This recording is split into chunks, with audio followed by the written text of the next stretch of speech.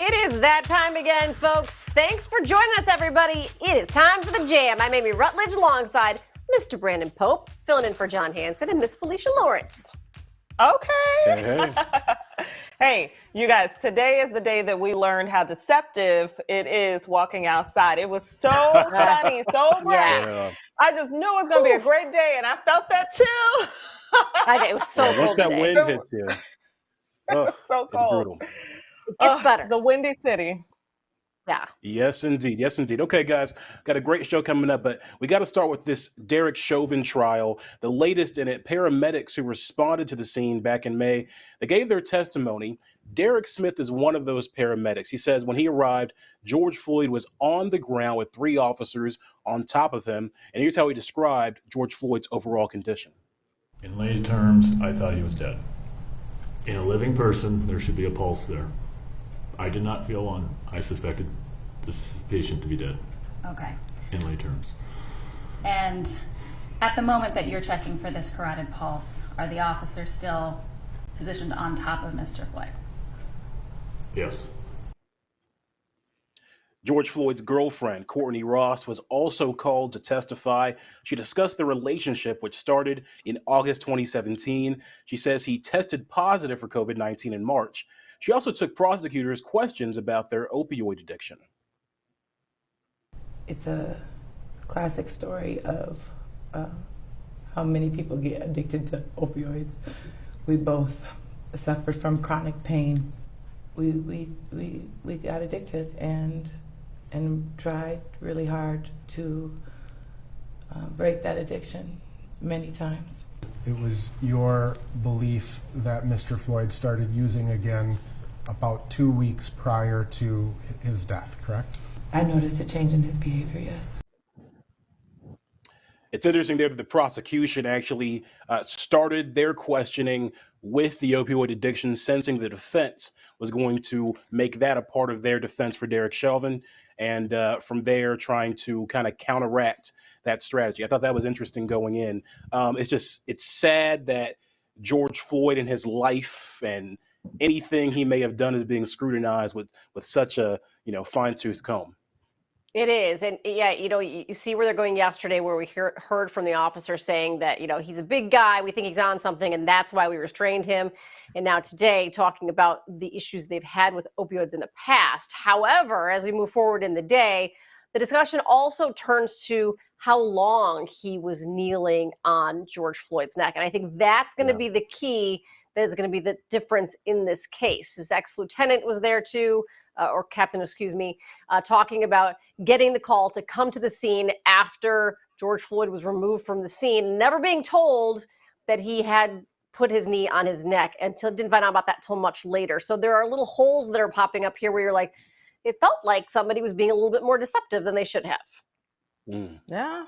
I mean, and it's really interesting to hear them go through every single moment, second during this event, and before, during, and after the paramedics arrived on scene. And I was like, why are we, it's so many questions. Why are we going through this? And, clearly they're trying to make it clear that the cause of death was the police, him kneeling on his neck. So they're trying to, of course, comb through everything so that it's absolutely clear that the police are the reason why George Floyd is no longer here.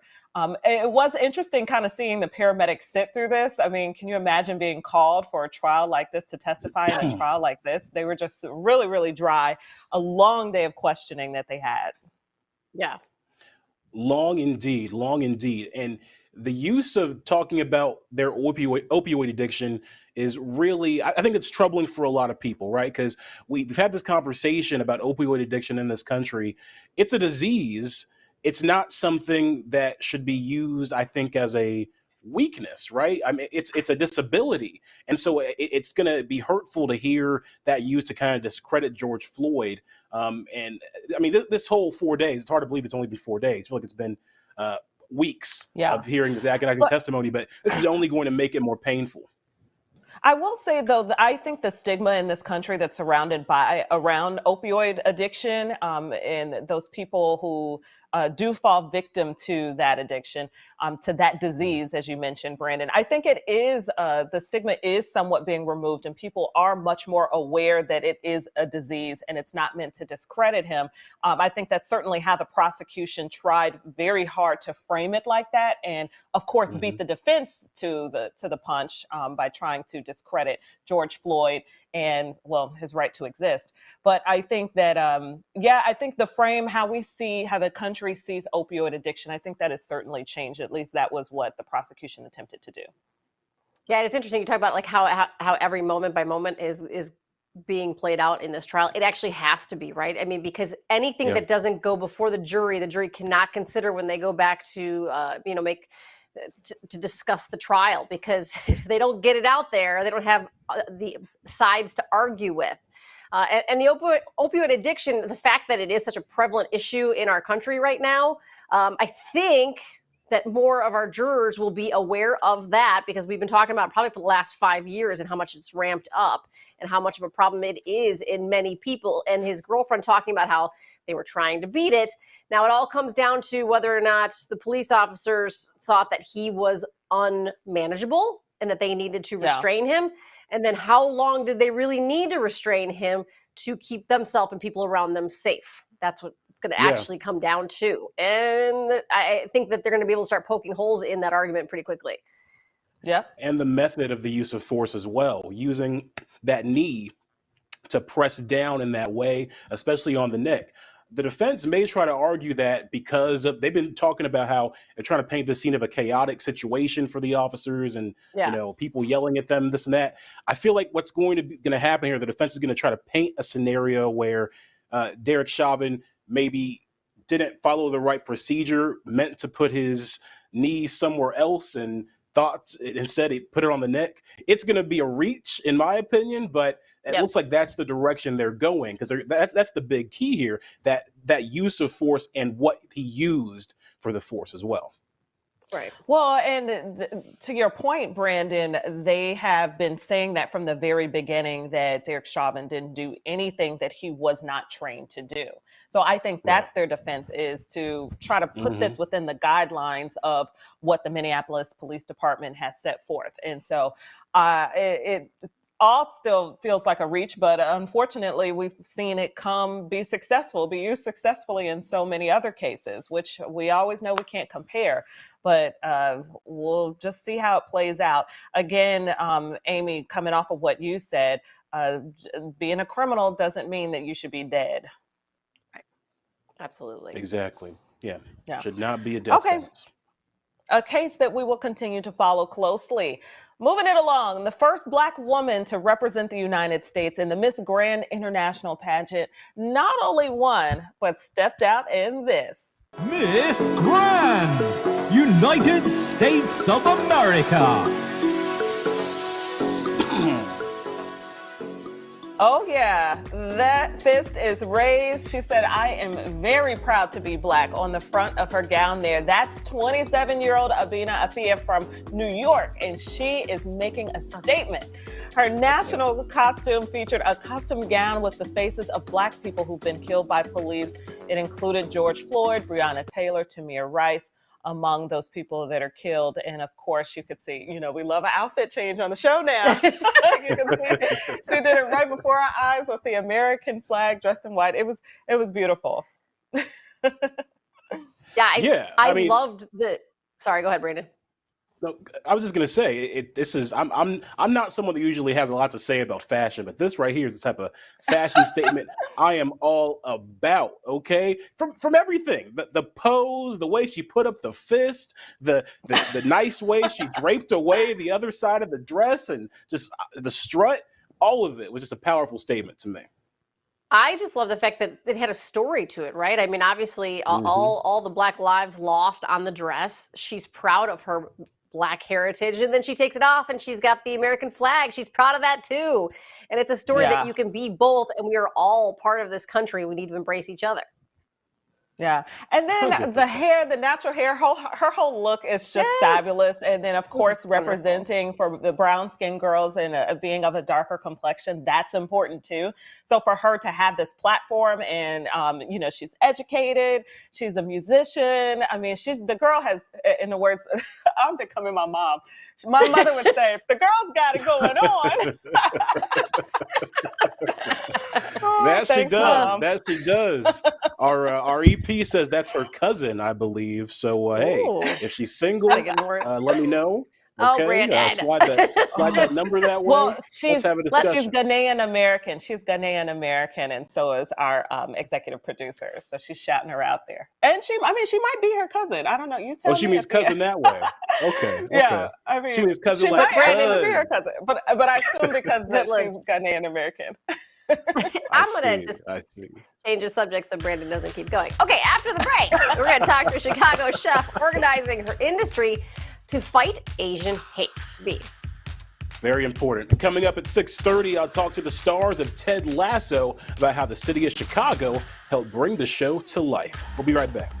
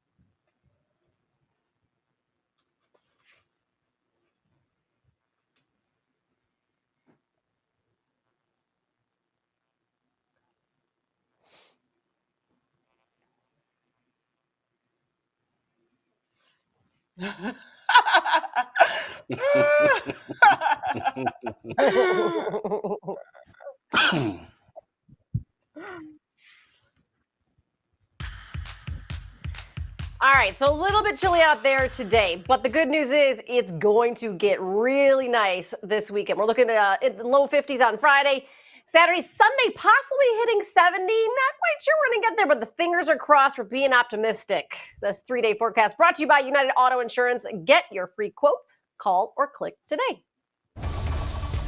All right, news you need to know. The man accused of gunning down 4 people at a California business complex had some sort of relationship with the 4 victims, including the 9-year-old boy. A 5th person was injured and is hospitalized. Amtrak is planning a massive expansion as part of President Biden's $2 trillion infrastructure revamp. $80 billion would go to improve and expand train service, including nearly all the routes in and out of Chicago. And Godzilla vs. Kong has become a monster at the box office, officially becoming the biggest box office opening since the pandemic hit. It raked in $9.6 million yesterday from just 2,400 theaters. Wow. You can watch my review of this film on our website, WCIU.com. Felicia. Yeah, my husband made me watch that yesterday. That's the end of the story. You don't sound happy. Okay. It was a long movie. Chefs across the country are urging people to do something to fight Asian hate. Leading the charge in Chicago is Chef Beverly Kim, owner and chef at Avondale's Parachute, and Wherewithall.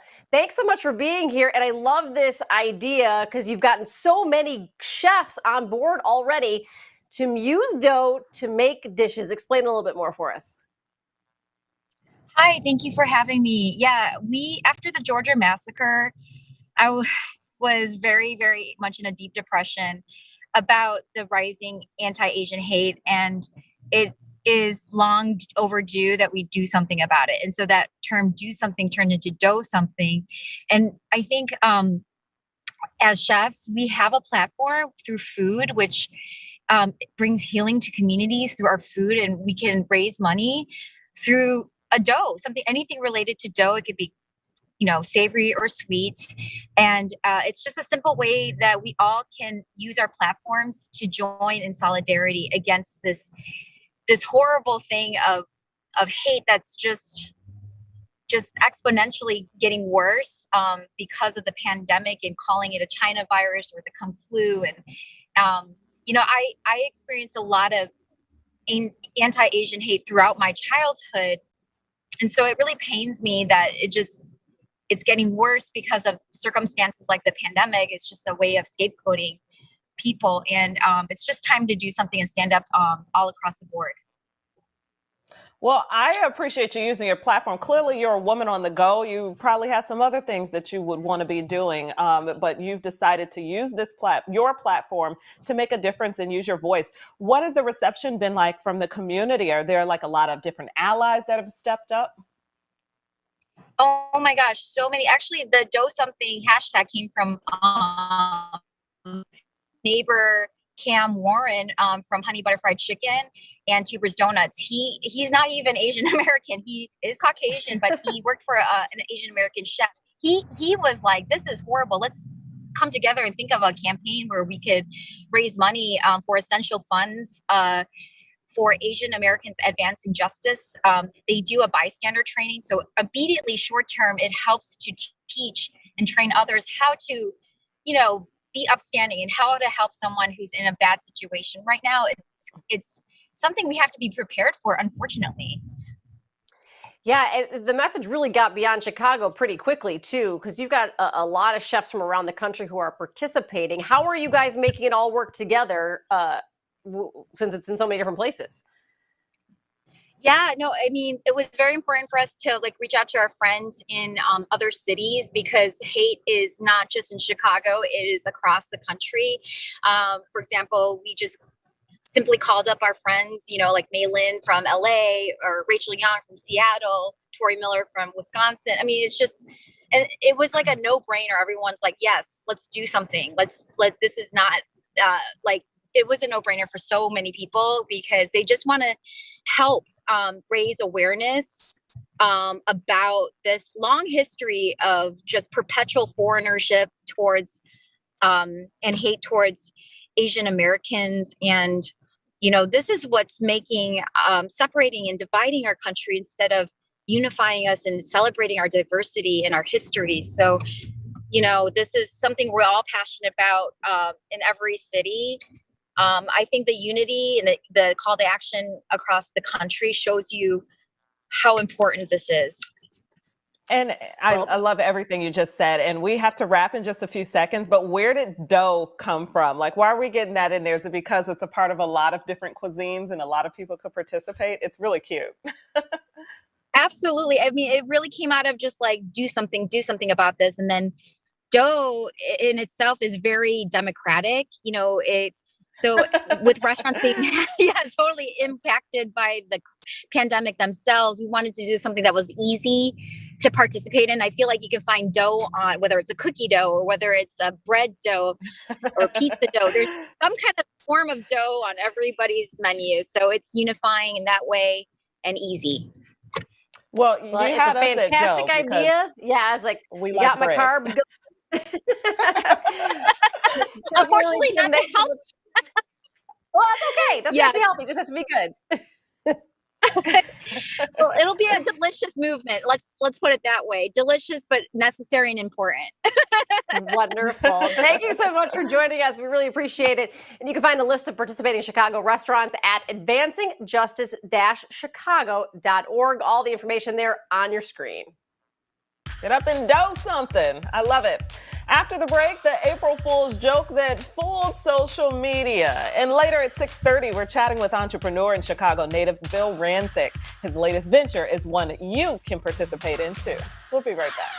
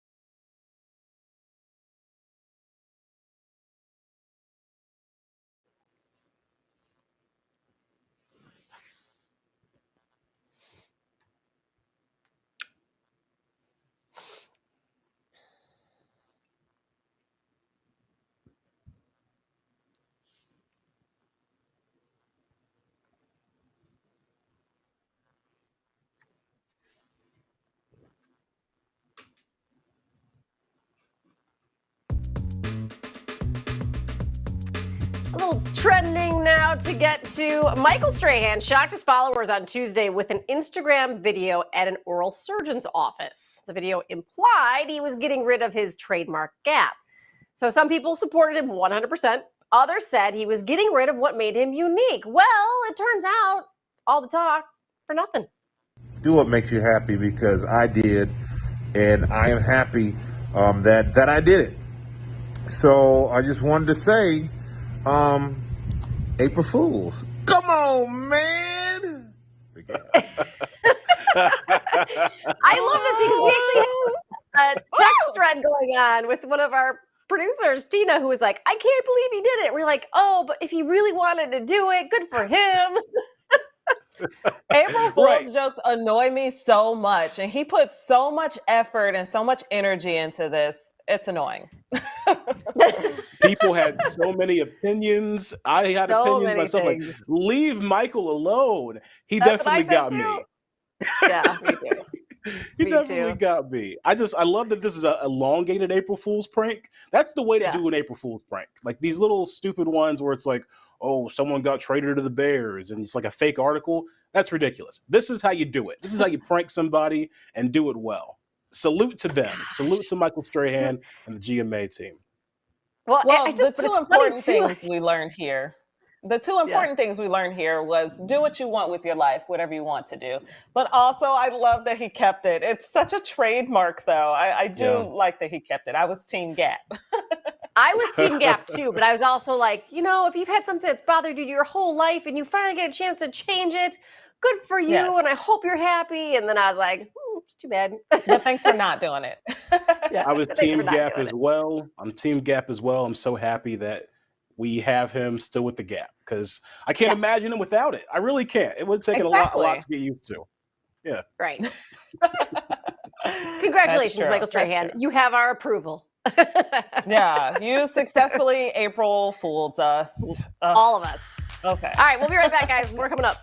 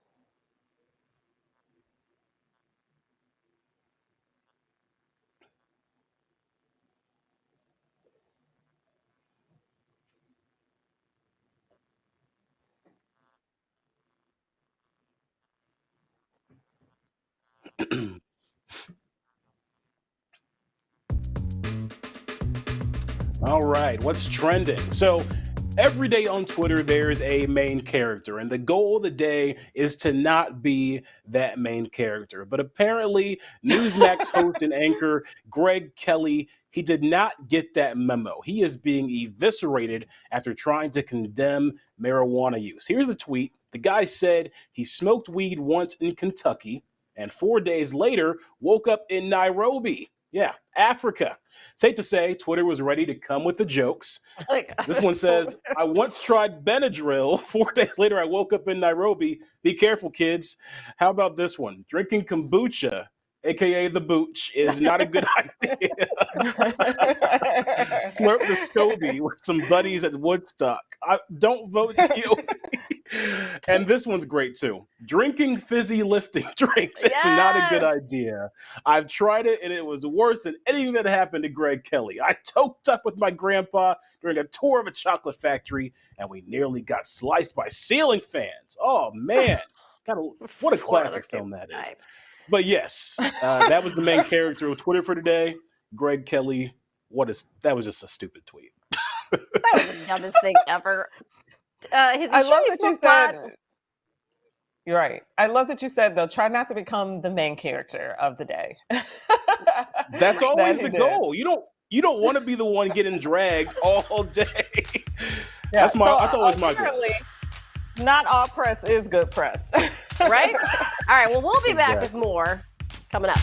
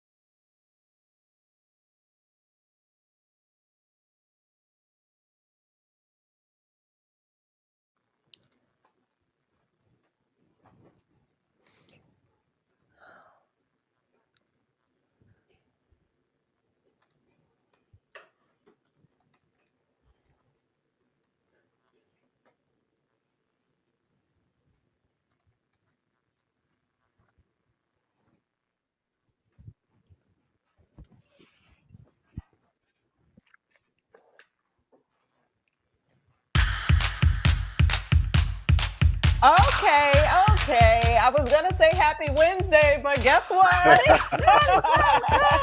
Don't you love when that happens? Don't you love when that happens? Yes. In this direction, yes. Usually it's like, oh, wait, it's only Tuesday? I know, but hey, it worked out for us. It was looking up, friends. One more day. Brandon, really quick, we got to shout out your T-shirt because I absolutely love it. We've been talking about it all day. Your Sade shirt. Hey, so gotta love it. I got it from the Silver Room in Hyde Park. So support Black business. Wonderful. That's awesome. Hey, speaking of Chicago, It's time for a little Chicago in 60. Whoop, whoop. Best forget in-person Easter celebrations this weekend with COVID cases jumping up. The city's top doc recommends only gathering if family members are fully vaccinated, and that means 2 weeks post final dose. A virtual field trip is being held on Good Friday to discuss race and suffering in Black communities with members of the Urban Village Church. 7 recorded mediations will live stream from the church's website from historic locations across the city. And the iconic Morton Salt Building is inching closer to a revamp and status change. A city commission approved landmarking the building following an earlier decision to convert it to office space and a music venue. However, it still needs the nod from the full city council. Very cool. Yeah, Very Chicago. well, that 1,000% deserves that, because even if it turns into something else, people are always going to refer to it as, oh yeah, that's the old Morton Salt Building. Yeah. So you might as well give it its status. Yeah. Right. I would like Almost the forgot it was first a long music weekend. act. I'd like the first music act at the Morton Salt Building to be Salt and Pepper. I think that's fair. Oh! How long have you been thinking of that, Brandon? Because I know you're not fast. Just popped up in my head. You know, a rare moment. No. A rare moment. What? Yeah, believe it or not. Okay. Clever. Yeah. Okay. Clever. Snaps for Impressive. Brandon. I had my coffee today and lots of tea. That helps. It's the power of Sade coming through him. Yes, It's the power there of you There you Sade. go. That's what it is. Infused. Oh boy. Okay, let's move on before he digs himself into a hole. There's a new innovator joining the fight against cancer. Restaurant owner and fellow Chicagoan Bill Rancic is teaming up with Estella's Oncology to find the next big idea. Bill's here with me now to tell us more about the C3 Prize and how you can get involved. Well, the C3 Prize stands for Changing Cancer Care. And, ultimately our mission is to improve the lives of people impacted by cancer beyond medicine. And what we're trying to do is we're trying to fuel innovation by helping fund some of the best ideas in cancer care beyond medicine. One will take home the grand prize of $100,000. As you said, this is the 5th year that the C3 Prize has been around, and we've been able to award over $700,000 in grant money over the past 5 years. So we're helping, these innovators get their ideas out there, helping them really germinate their ideas and better serve their communities. So ideas beyond medicine that can help people with their diagnosis of cancer. What are any of the ideas you can share that people are submitting? I mean, you think about, one we had last year, she was one of our finalists. Her company was called Nanny Angel Network, and she was providing free childcare for women who are going through breast cancer and cancer treatment. And if you think about, the areas beyond medicine on a cancer journey, whether it's transportation to and from treatment, childcare, the emotional support that you need. I mean, there's so many areas where people are innovating and coming up with better ideas to make the lives of those on that journey a little bit better. That's huge. And I mean, you're talking about caregivers. It's not just the individual that receives the diagnosis. The entire family is affected. I know this personally. My father passed away of a brain cancer when I was a child. So I know the ripple effects that it sends throughout the entire family. We're familiar with your journey and your wife's journey with her diagnosis of cancer. Is this why you wanted to get involved? And what are you thinking about as you support this project? Yeah, when Juliana was diagnosed with breast cancer 10 years ago, we both made a promise to each other that we were going to try to make the journey for those behind us a little bit easier and a little bit better. And I love that you guys have been so transparent with your own personal journey trying to navigate this as a family. What advice would you want to give to someone else who is at home doing the same thing? Well, you've got to use your platform whichever way you can. And one thing that, Julianne and I found when she was going through her cancer battle was that, people would call up and they'd say, oh, can we do anything? Can we help you? And no one ever wants to be a burden. So we said, don't ask, just tell. And what that means is you call the person up and say, hey, go on your front porch. I left you a care package, or I'm taking you out to lunch today, 3 o'clock, non-negotiable. Just do it. Don't ask them, because most people don't want to be a burden to others. Yeah. 1,000%. And how's your family doing now? We know Juliana recently had COVID and everything. And I want to say baby Duke was not a baby. It's incredible. We all feel like he's grown up with us as well, too. Yeah. Well, thank God everyone's doing well. We all had COVID back in the fall. And, fortunately for us, it wasn't severe. So we got very lucky. And Juliana's been very well. She's been busy with award season, and our son Duke is 8. Although he looks like he's 12, he's so tall. You were juggling it all. You have all the restaurants here in Chicago, which I'm still trying to get a reservation to. RPM Seafood. Well, I can help you with that. We're open and we're ready for business, and the city of Chicago is finally coming back. So it's great to see. We went through a little bit of a lull there and through the COVID, but I think Chicago is a tough town, and the people have done really well, and now we're seeing a light at the end of the tunnel. Bill doing good stuff there. For more information on C3 Prize Global Challenge, visit c3prize.com or just check out Bill on social media. All right. Web-based fashion retailer Revolve, they're getting blasted for creating a section on their site for vaccine-ready off-the-shoulder tops. The idea of making sure your arm is free and ready for a shot, no rolling up the sleeve required. Some laughed at it, like Felicia just did, making references to Shot Girl Summer, like Meg Thee Stallion, or, right. Others criticized it for capitalizing off of COVID-19 and vaccines, because people obviously have a lot of time to be upset at things. But the shirts are like $300. That's why I was like, first of all, there's not enough material there. So I got my first vaccine today. So I wore my COVID shirt. Look at the shirt. I wore my COVID shirt today. And guess what? It was under $50. So there you go. You can get them without spending the money. Yeah, that's pretty no expensive. Fancy retailer required. Yeah, I didn't realize it was that much, but that's cute. They're trying to encourage people to get vaccinated, and who doesn't like a little fashion with it? Are they really people, or are they saying, buy my shirt? All I know is when I get vaccinated, I plan on buying a vaccinated AF shirt and wearing that, posting it. Oh, that's cute. So, I see nothing wrong with capitalizing off of this monumentous moment for a lot of people. Do you guys think that we should have like some kind of like way to tell if people are vaccinated, like a pin or, I don't know, like a shirt? It just seemed like it should be some kind of way to see. I guess that's the point of the vaccination card. Yeah, when you get a vaccine, you don't have to worry about it. Right. Maybe a tattoo. Yeah. There you go, tattoo. Get a COVID tattoo, a big crown. Perfect, Brandon. I'm sure there's no thing tied to that could possibly be negative at all. All right, the 2021 Major League Baseball season began in earnest on April Fool's Day. When we return, our own John Hansen sees if he can fool some loyal Cubs fans. We will be back in 90 seconds.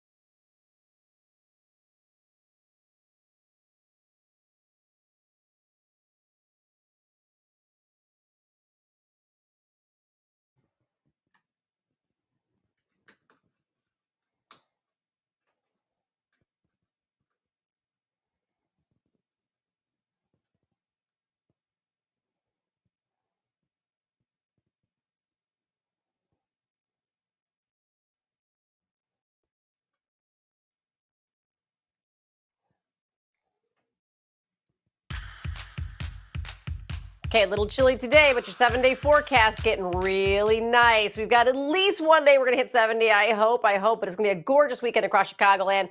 Don't expect to see some showers really until Wednesday, isolated in nature on Tuesday. Your 7-day forecast brought to you by United Auto Insurance. Get your free quote, call, or click today. And it was a chilly one at Wrigley today. It's opening day and a beautiful one at that. April Fool's, it's like 30 degrees. That's not the only April Fool we got in store for Cubs fans. What about Anthony Rizzo being traded? You okay with that or what? Yeah, you're gonna trick me with that. Can't happen. It happened. It just happened. No. Probably a good trade if it wasn't April 1st, but you know. You guys are not buying any of my crap. No. April Fool's! I know! We're trying to get better. We can't get anybody. I heard a rumor though, pretty cold, they might cancel it. Postpone it to tomorrow. No way, Jose. Yeah, you didn't hear? You still okay even though Kyle Hendricks, they just reported injured right before the game started. Did they really? We've been here this whole time. Yeah, no, it just happened. Healthcare workers. Yeah. Yes. Both of y'all? Yes. Well, thank you all very much. Thank you. You know, everyone's all layered up and they might cancel because it's too cold. Oh, they better not. Say that? Yeah, just about like 20 minutes ago though. They might cancel it though because of how cold it is. Really? Yeah. No. Yeah, they just got the alert. It's not for sure yet, but they might. Oh, that's not cool. I came all the way from Wisconsin. What do you think about Rizzo getting traded right before the game started here? Yeah. No way. To the Rockies. I don't believe that. You feeling okay even though Hendricks out with an injury? I did not know that. Oh boy. April Fool! Now why? Why would you do that? I had him. You ruined it. You okay with them not serving beer in the game though due to the CDC restrictions? Oh, I don't know about that one. April Fools! Ah! April Fools! Ah! Hold that. Let me smack. I'm literally the worst human on earth that I just did that to our amazing healthcare workers. You believed it for a second. It's April Fools, by the way. I was kidding. Wrigley Field, the flags are blowing. I can hear the organ music. Already seen 2 college kids puke on the corner. Baseball's back, baby. Oh man, unfortunately didn't give us all the good luck that we needed today because the Cubs lost to the Pirates 5-3. Yeah. But they did give us some laughs there. It's a rebuilding year. Definitely got some laughs. It is a rebuilding Can you year, big time. Going to a game and they don't have beer? Oh wow, yeah, couldn't be me. That's the whole point of going to a game for me. See, my first thought is, could you imagine going to the game in this cold? Never gonna happen. That's true. No, see, if they have beer, you can get over the cold eventually if you drink enough. That is a very good point. Very good point. Okay, good job, John. Okay, Hall of Fame head coach, Hall of Fame basketball. Let's try it again. Rewind, bring it back. Let's go. Hall of Fame head basketball coach Roy Williams announced he's retiring from the game after 48 years. Now, 33 of those with University of North Carolina and Kansas. Williams has 3 NCAA titles and the 3rd most wins in the history of men's college basketball. All those accomplishments. Was that a Pinocchio? 1-1, skied to right. Deep and gone! Miguel Cabrera's 350th as a Tiger! Second base. He thought it was a double! How about that? Fool's joke. Not an April Fool's joke, guys. The MLB's first home run of the 2021 season happened in Detroit. Detroit did not disappoint by being Detroit.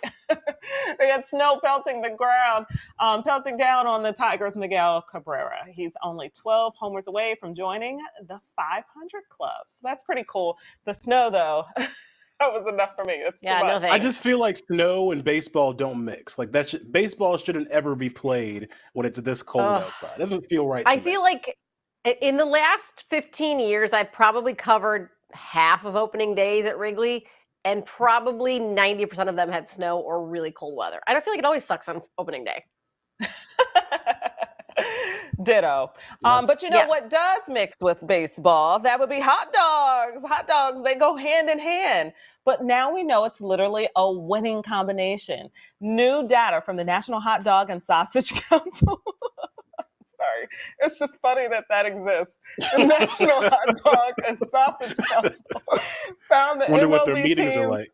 that serve the most dogs win the most games. Like, who sits on the Sausage Council? Those meetings would be great to sit in on.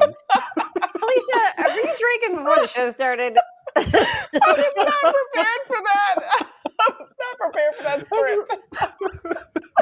Brandon, too. What is Not wrong the with you, Sausage too? Council. We got to check in on the Amy- bratwurst today. Today's agenda. Yeah, Polish you love sausages. inappropriate jokes, Amy. It's a I Sausage do. Council. But I know, but there's like the Vienna Beef Hall of Fame. I mean, it's a thing. It's been around for a long time. So I'm like, really? You didn't? No. A Hall of Fame is one thing. Sausage A Council. council, Okay. though. A council of Okay. guys talking about sausages. That's funny. It's interesting. That's how you get to the Hall of Fame. Okay, hold on. We got a few more, a little bit more. The Dodgers, Cubs, Yankees, Red Sox, and Cardinals each sold over 1 million hot dogs and sausages. I'm sorry. Annually between 2015 and 2019. Those teams were also 5 of the top 7 MLB teams with the most wins over the same period. Wow. Whew. It's a correlation. I was like, please don't let sausage be in this script one more time. I did not expect that correlation.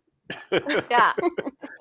Oh boy. All right, guys. Well, Apple TV's Ted Lasso is a sleeper hit of the pandemic.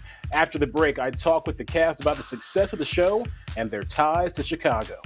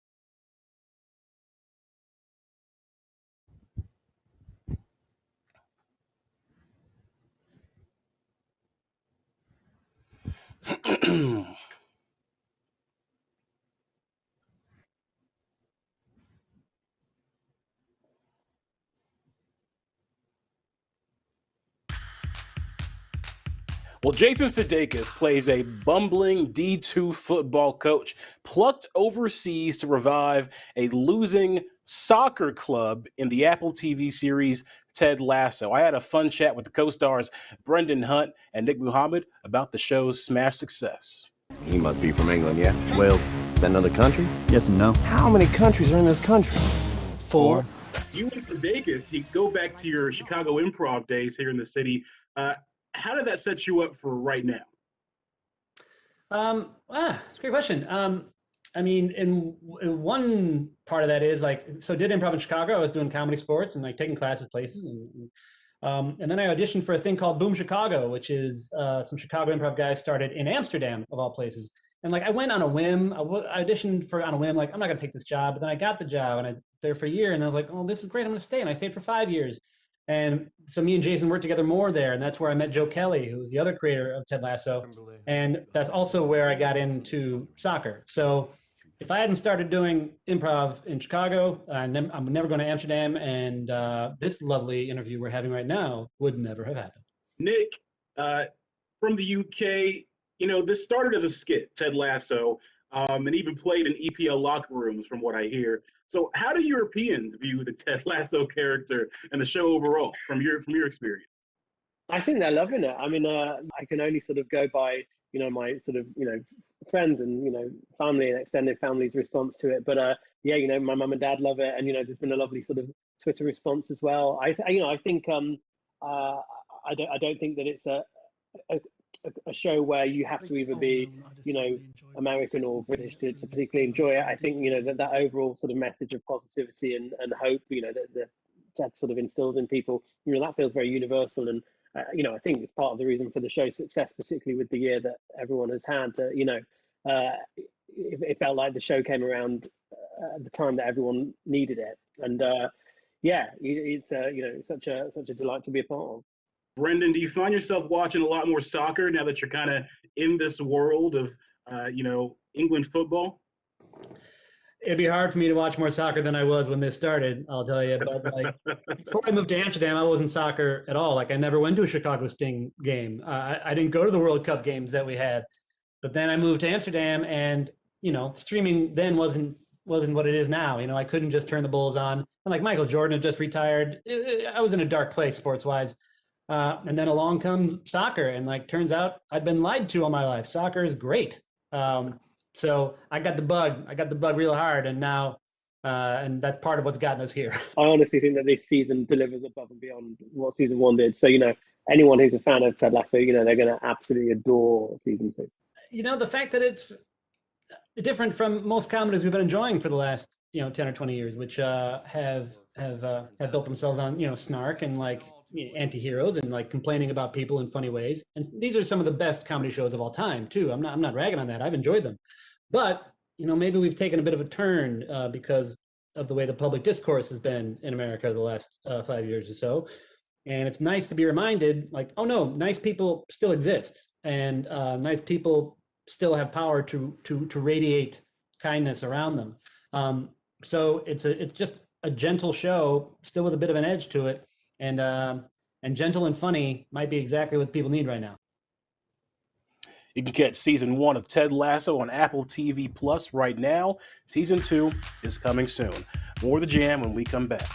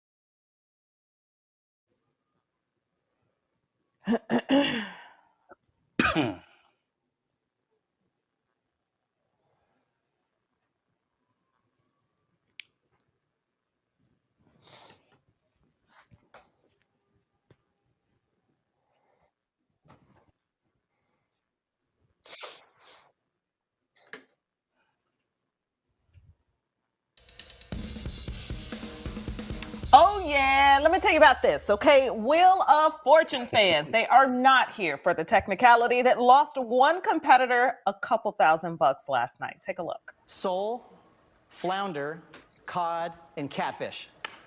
No, I'm sorry, that's not right. And Sole, cod, catfish, flounder? yeah, that's it. And it's, Okay. did that thing We that know they Sully's said do, the he added same the thing. We know they said the same thing, but they didn't quite say the same thing.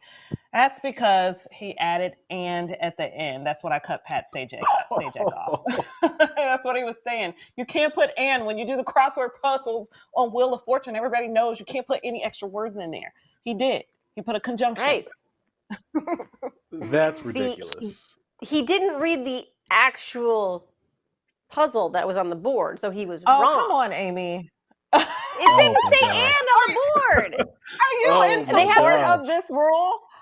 Are you in support of this rule? For this rule, because everybody who plays this game knows that rule, and the fact that this person just accidentally said it does not negate the fact that now you went, You lost.